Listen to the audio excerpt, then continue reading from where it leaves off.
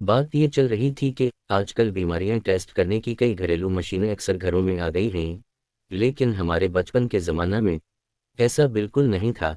कई घरों में सिर्फ एक थर्मामीटर होता था, जिससे बुखार को नापा तोला जाता था।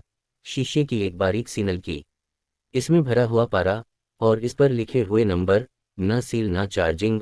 उसी को दो चार झटके देकर मरीज की जबान के नीचे या बगल में रख देते और बुखार की मिकदार का ऐलान हो जाता। कई लोग तो दिन में कई कई मरतबा ये नलकी मुंह में डालकर बैठ जाते ताकि अगर बुखार मालूम हो तो वो पूरे आलम इस्लाम पर फख्र जता सकें कि मुझे 101 या 102 का बुखार है, मगर फिर भी जी रहा हूँ और काम भी कर रहा हूँ।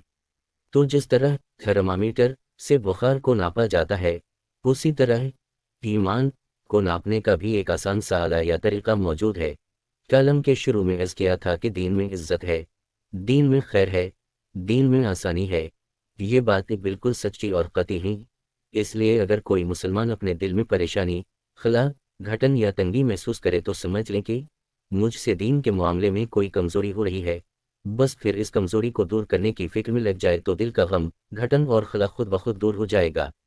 मसलन माल के बारे में परेशानी दिल व दिमाग पर छाई हुई है, जैसा कि अक्सर हम सब पर छा जाती है, तो हकीकत में ये माल की परेशानी नहीं होती, क्योंकि माल तो मुक़द्दर है। जितना लिखा है इतना ही मिलता है, और जब मिलने का लिखा हो उसी वक्त मिलता है। मौत की तरह रिज़्क़ को भी ना हम बदला सकते हैं, ना टाल सकते हैं, तो फिर इतनी सख्त परेशानी क्यों है?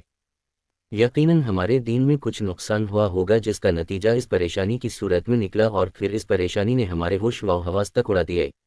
ज़हन जब इस तरफ गया तो फिर वो दीनी नुकसान ढूंढना आसान हो जाएगा। कोई गुनाह, कोई गफलत, कोई बुरी खुसलत या कोई बुरा नज़रिया।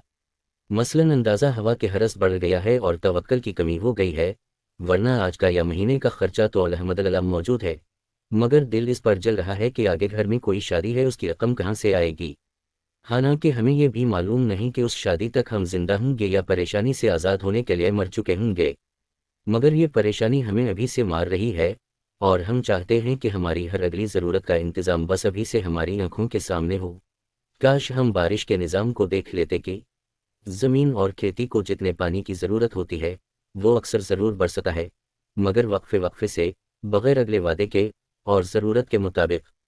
मालूम हवा के हरस बढ़ गई है तो फ़ौरन कसरत से दाश शुरू कर दी, और मालूम हुआ कि अल्लाह ताला पर तवक्कल में कमी आ गई है तो सल्वा अल हाजा पढ़कर अल्लाह ताला से तवक्कल मांग लिया।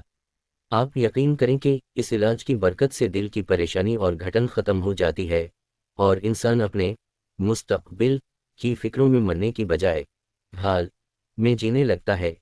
इसलिए ख़ुद को और आप सबको नसीहत है कि अपने दीन और ईमान की हम सब कद्र करें, और अपने दीन और ईमान को नापने वाला थर्मामीटर हर वक्त अपने साथ रखें, और हमेशा इस बात की फ़िक्र करें कि हमारा ईमान और हमारा दीन कमज़ोर ना हो।